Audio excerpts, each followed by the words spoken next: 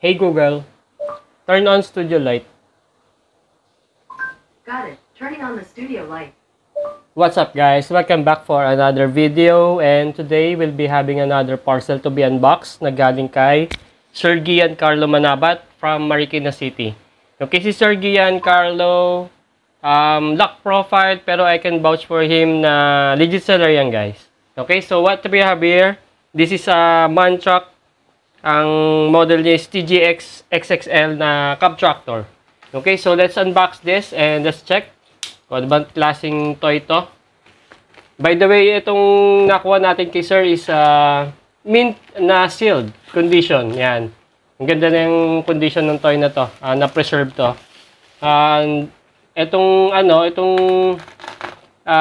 toy na to is made ng IXO. Yon. So, si IXO, ang alam ko dito is Japan release to eh. Japan product to. So, ingatan lang natin.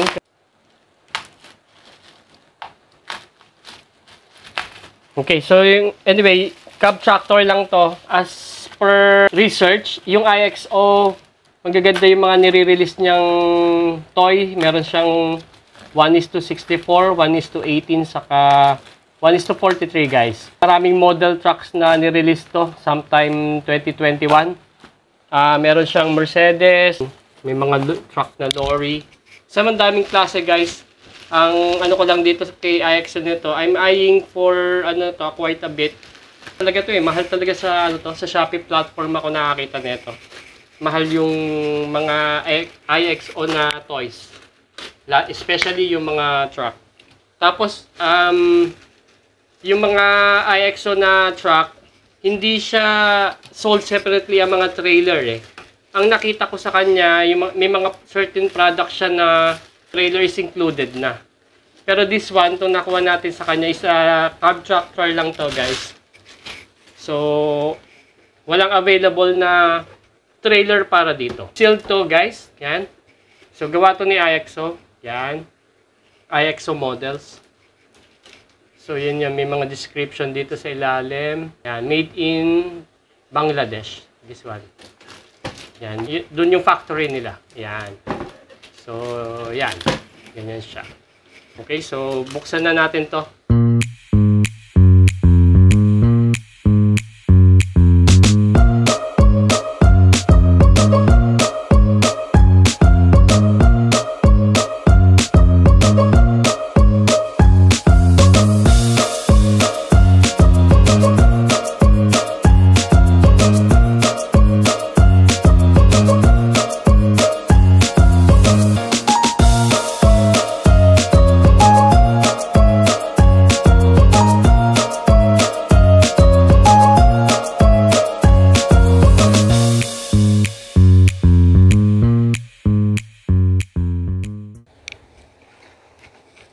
Okay.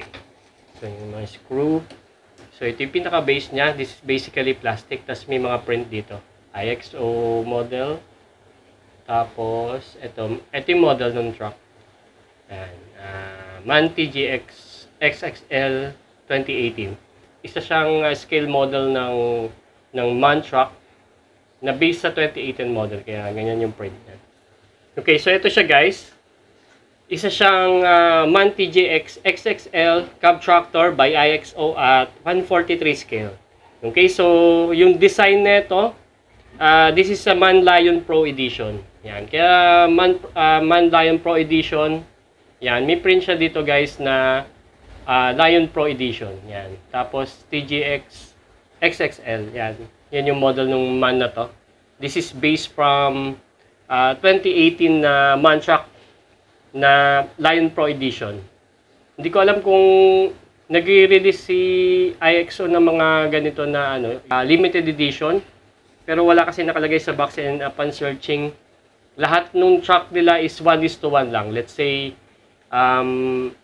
yung nila, Mercedes Actros nila, isang design lang yun. So, furthermore, hindi ako fully aware kung ano yung nila, yung mga special editions nila, pero doon sa web, ang nakikita kong special edition nila is yung mga full set na yung may mga trailer sa likod. May nakita ako doon mga cattle trailer na pang ganitong truck, yung heavy duty trailer. Tapos ano pa ba? Isang parang container van. By the way, yung product code nito is TR074K8. Lion Pro Edition. Yun yung Lion Pro Edition. Okay, so the design, napakaganda guys. Compare natin to sa 1:43 na meron ako later on, yung mga brand. And masasabi ko lang this one, itong IXO, very premium look nito guys. So ibang-iba siya dun sa mga brand ng yung mga Unisawa Diapet, ibang-iba siya guys. Okay, straightforward tayo guys.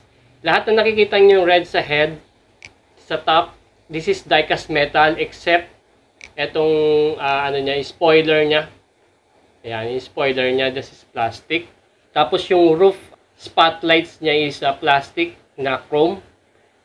May details dito ng moonroof pero sarado siya eh. Tingin ko plastic siya guys. Ito yung natatanggal siguro sa loob to. Yung moonroof niya is plastic pero yung head alone, ito is die-cast metal. Okay, so yung niya, itong visor niya is plastic. May Lion Pro Edition na markings. Tapos yung side mirror niya, itong blind spot mirror, sa below mirror niya, yan, plastic made. Ang ganda ng details ng side mirror niya, naka-body color na siya. Yan, itong kabila, ganun din. Tapos sa windshield niya, plastic yung itong windshield niya na clear. Kita yung details sa loob, guys. Tapos may details siya ng wipers. Yan. Yung emblem niya naman, plastic to tingin ko dyan, yung merong chrome part niyan. Saka yung grill sa ilalim. Tapos may man na nakalagay dun sa kanyang supposedly is plate number. Yung headlights niya, fog lamps, naka-acrylic siya guys. Yan, very premium yung look. Ganda ng kulay. Pati yung bumper niya naka body color. Yan, plastic to guys, pati yung may below spoiler to. Yan, parang racing style yung truck na to, no. Itong below spoiler niya sa plastic chrome. Yan. Ganda rin ang detalye ng service ladder niya. Okay, so sa side naman na to, Lion Pro Edition, tapos yung model nga niya. Tingin ko parang replica ng Lion yung logo na to. Yan yung black. Tapos pagdating naman sa mga sa mga rims niya, ang ganda rin ng detalye ng rims niya. Kaya lang na-off kasi ko dahil isang kulay lang, fully chrome lahat. Ganda sana kung guys, meron details din, may mga black color, lalo na yung sa center cap, no? Para hindi naman siya ganun ka-off. Pero overall maganda pa rin, pati itong sa likod niya, yung rear rear wheel niya. Ganda rin ang detalye. Tapos parang service ladder din ba to? Tapos may logo ng MAN. Yan, ganda guys, no? Tapos sa side na to, sa likod, itong fender niya dito sa likod is plastic. Itong pinaka part ng body is die-cast metal. Tapos yung mga details niya dito is mga plastic. Tingin ko die-cast metal tong pinaka niya, yung pinaka gas tank niya. Meron pa isa dito gas tank din kaya to. Then, tingin ko die-cast metal. Yan. Ito lang ang pinaka plastic sa kanya. Yung details niya sa likod niya, dito plastic to. Okay, dito sa below niya, naka-acrylic din na plastic yung mga details ng stoplights and signal lights. Yan. Ganda ng detalye, tapos may MAN logo rin dito sa may fender niya. Yan, pero plastic na to, itong fender. Okay, so dito sa side na to, may MAN logo, MAN din. Parang aluminum color siya. Replica nila siguro to ng rail truck, stainless. Yan. So, yan yung pinaka-detalye niya, guys. Ang nakikita ko lang dito, cons dito sa IXO model. Wala siyang tilt head. Hindi natitilt yung head. Wala siyang open doors. Yan. Saka, ito yung pinaka-mostly special. Wala siyang articulation sa wheel niya, front wheel.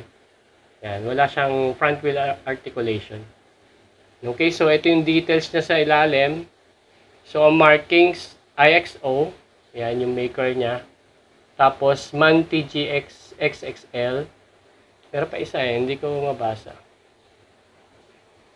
1:43 scale, guys. Yan. So, overall, sa ilalim niya yung details ng differentials niya. Fully detailed. One axle wheel set. Pero tigalawang gulong. Meron kasing mga truck na 2 axle, di ba? Pero this is one axle. Pero this is a heavy duty truck ng MAN. Ang ganda ng detalye niya, guys. Na.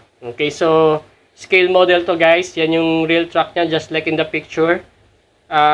Base siya sa 2018 na MAN truck, Lion Pro Edition. Okay, so let's check the weight, guys. Gaano ba kabigat to? Medyo may kabigatan siya compared dun sa mga na-collect ko ng truck. Okay, so yan ang weight niya, guys, 382 grams. Mabigat-bigat din yung toy ng IXO. Okay, so compare natin siya dun sa toy na meron tayo dito. Meron ako ditong 1:43 scale din. This is Diapet Agatsuma. Yan, na Hino 700 na dump truck. Yan. Okay, so ito yung pareha sila, guys, na heavy duty truck.